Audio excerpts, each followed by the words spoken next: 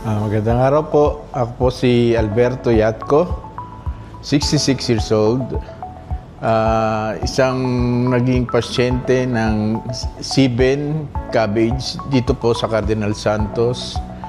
Bago po ako naoperahan noong December 14,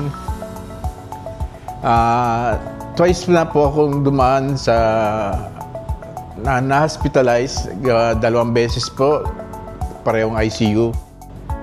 Ito na po bali ang pang-apat na pagkakataon na na-hospital ako. Nung sumadya po ako kay Dr. Dizon, pinakita ko po yung resulta nung ginawa sa aking angiogram sa isang hospital po sa Manila. Pinaliwanag niya naman po lahat agad sa akin kung anong nangyayari. Pinaliwanag naman niya na kung less than 50%, maaaring kayanin pa ng gamot. Pero mas maigi na rin daw dahil grabe na nga po, meron pong 90% bara.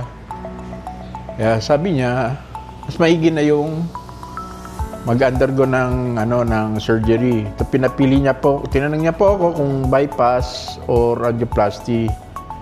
Sabi ko, Dok, bypass na lang. Pinaliwanag din po lahat ng mga mangyayari at ang magiging tulong hindi lang po ng kardinal kundi ng gobyerno, ng PhilHealth. Kaya po na-schedule po nila ako at tinulungan po nila akong mag-qualify sa programa ng PhilHealth.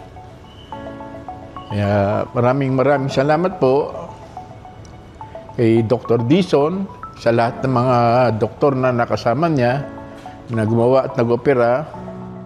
Maraming salamat po. At higit sa lahat, salamat po sa Panginoon.